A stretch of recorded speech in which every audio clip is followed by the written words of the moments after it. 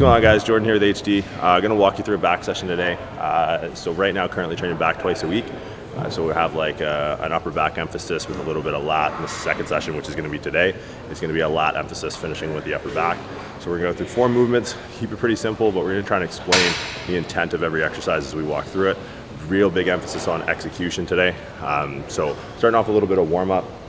We're going to be doing pullovers. You'll notice I have the handles attached to the mag grip. The reason being, a lot of people like doing the pullover movement with a rope. Our lats like to pull in towards the body or just extend the shoulder. They don't like to go from in to out. Right? Lats don't really do this movement. So if you have broader shoulders, the rope is probably not the way to go. So just rigged up some handles, doing some pullovers to start. Just doing a little bit of range of motion work with a dowel in between. So we'll do this for a few rounds and then we'll get started.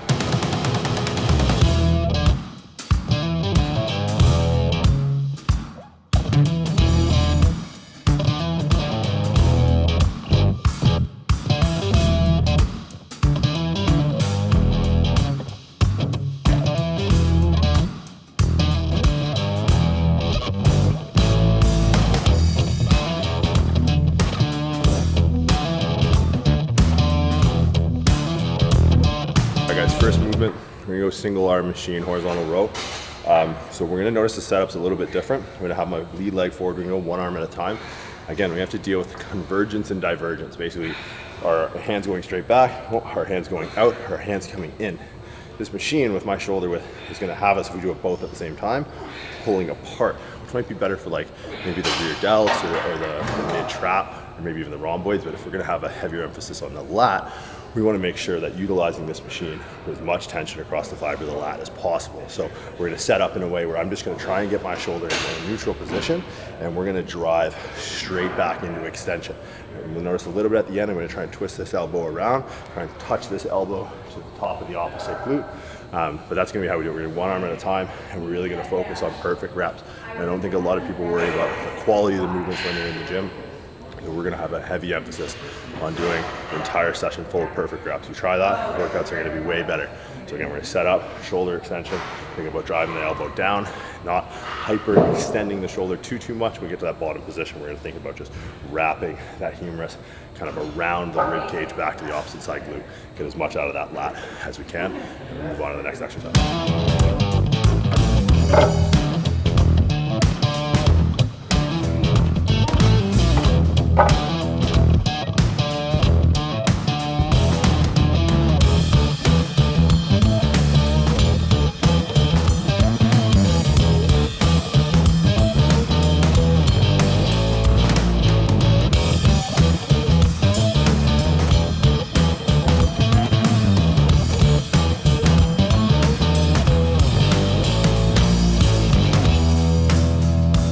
Working up to top set now.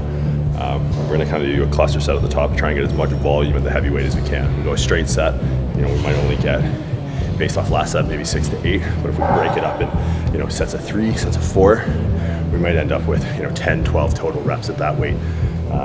So I find with cluster sets, it's better to do it with a machine or maybe with a Smith machine, because the setup getting in and out is much easier, right? Like a dumbbell cluster set's way more difficult because there's a certain amount of energy that gets expended just in the setup and sort of dismount of the dumbbell. So using a machine like this, where easy to drop, easy to get reset up, just allows you to drive overall more heavy volume, which is going to be what we're after at this first movement.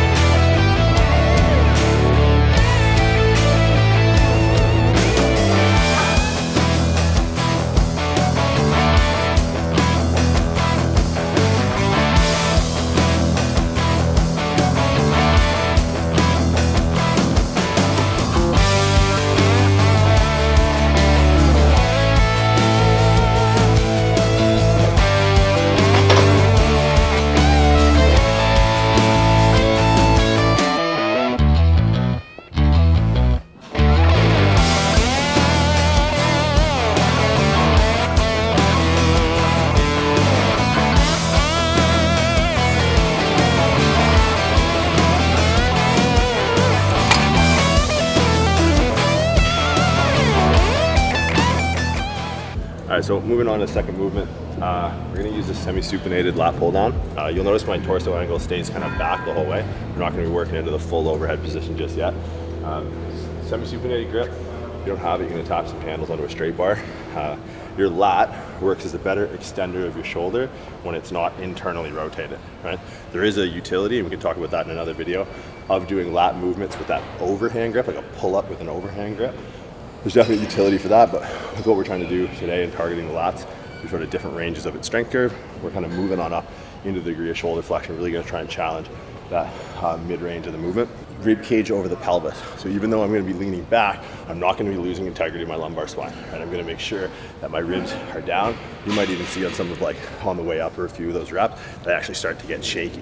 That means my lumbar spine is kind of perceiving instability and wants to revert into this extended position, right? This isn't a good position for your lumbar spine to be in. Think if you were to ever do like a plank, right? Like you're sitting here trying to do a plank and your plank starts to look like that. That's not a good plank. So it's likely not a strong position for us to be, utilizing our lats in, because our lats are really gonna stabilize our lower back. They attach right into that lumbar spine. So recap, semi-supinated grip, thinking about driving the elbow straight down.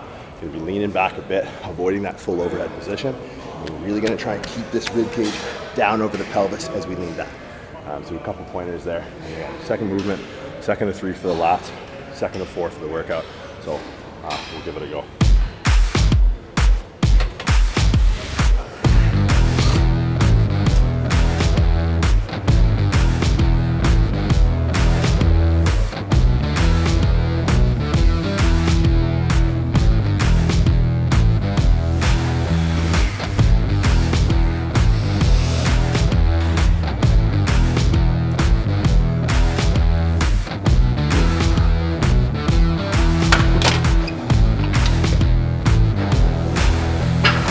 So last movement for lats, similar issue as the first row, right? Like it's gonna move outward. We don't want that. We either want to drive the elbow straight down or bring the elbow in, adductor, extend the shoulder. So, depending on your shoulder width, these handles here might be perfect to sit and do both at the same time. But the fact that these arms are coming outward, not really the best for like isolating the lats.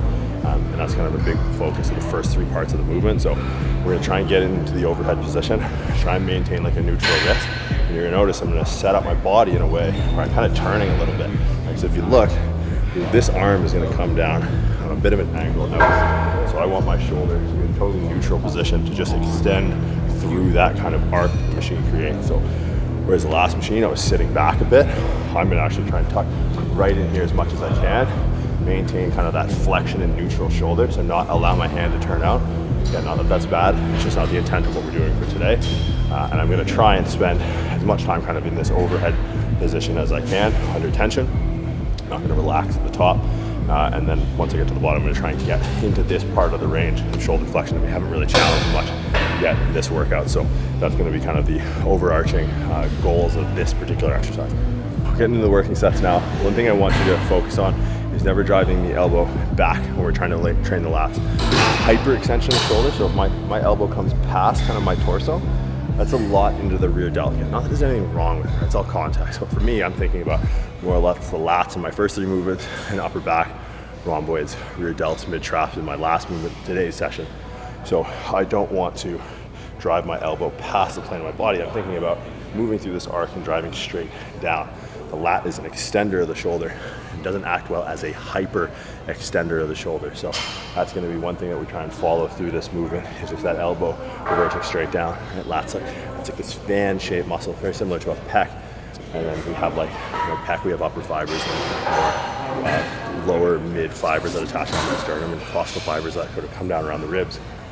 Lats very similar. We have more horizontal fibers that kind of come around into the lumbar spine, and more vertical that go straight down into the pelvis. So this is going to be focusing on more of that vertical, whereas our first exercise, a more horizontal movement, would have been prioritizing more horizontal fibers. So just some food for thought as you set up and execute this exercise.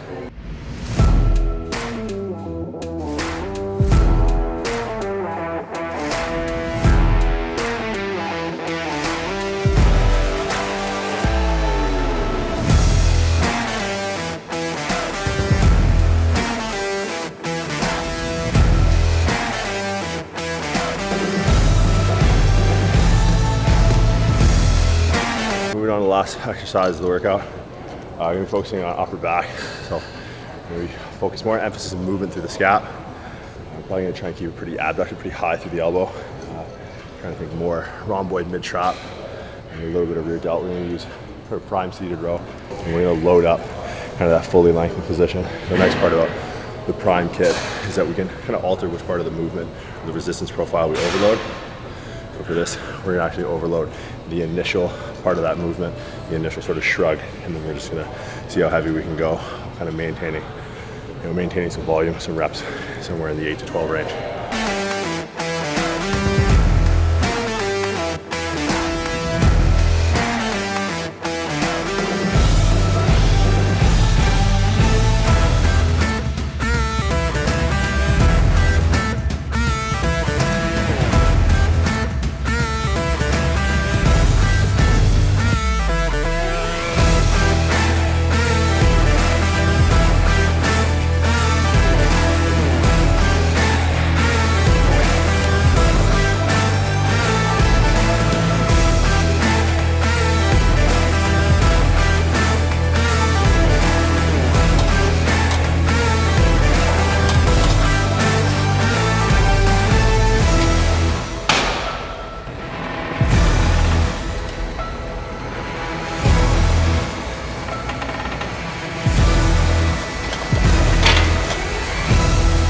All right, so last movement, we're doing a prime horizontal row. This is gonna be more targeted our upper back. Now, I've chosen to overload like the fully stretched position. So with the plates in this way, it's gonna be hardest in the initial pull. But if I'm gonna try and pull with a decent amount of force or with speed, the inertia created by a fast initial pull, which we're overloading with these plates, is gonna really minimize the amount of tension we create or maintain throughout the rest of the movement. So we got a heavy band here, and we got it wrapped around sort of the torque arm. And as we move through, the band tension isn't applying much tension in the initial part. The plates are gonna provide the majority of the tension in that stretch position when we start the movement. But as we travel through this arc, the band tension is gonna start to kick up. So when I'm trying pulling fast against the weights, I don't want the inertia to carry through to the rest of the movement. I want the muscle to be challenged throughout the range of motion. The band tension is gonna start to kick in as the plates start to get disadvantaged against the machine. So this is gonna dampen and minimize kind of that like momentum or that speed, that inertia that I'm gonna create with that initial pull, and maintain a little bit more constant tension throughout the movement. So a little bit of a trick that you can use depending on the layout of the machine. These work pretty well for just accommodating resistance through strength curves and manipulating resistance profiles to match the muscle and the movement you're trying to train. Okay, so that's back session. 4 movements, real simple, trying to play to the strength of each movement, right? You know, if we're in a strong position, we're gonna lift heavy. We're gonna cut the rep ranges, or cut the reps down, maybe do a few more sets. When we're in weakened position, lengthen and shorten. You know, we're maybe drive a little bit more volume, sort of maintain, some of those end ranges of motion a little bit longer. And finish up with the upper back movement. Got a little bit creative with the band towards the end. And that's really it. Like, it doesn't have to be hard. Definitely get the work in, but think about what you're doing before you're doing it. Sit down before your session, take 5 minutes, jot it down on your phone, have a plan, stick to it. Use the same machines for 6-8 weeks. Really try and gain the skill and really reap the benefit of training on these machines or the dumbbell movements or whatever you're using for a continued period of time, right? A lot of people, especially a gym like this, we're super lucky to have pure muscle, and we have every machine under the sun. We can kind of get the scatterbrained and let's try this machine, let's try this machine. It's like, well, no, this is the plan, let's stick to the plan. So this is kind of my second back day, as I mentioned at the beginning of the session, more lat focused. We kind of flipped that on my first back session, more upper back focus, and finished with a lat. So real straightforward, guys. Hopefully some of the helps or some of the cues in there help. If you have any questions, leave them in the comments below. This session was actually requested on the last last YouTube video, sorry. So we're out there. If you guys want to see something, I'll happily have it filmed. Answer any questions in the comments below.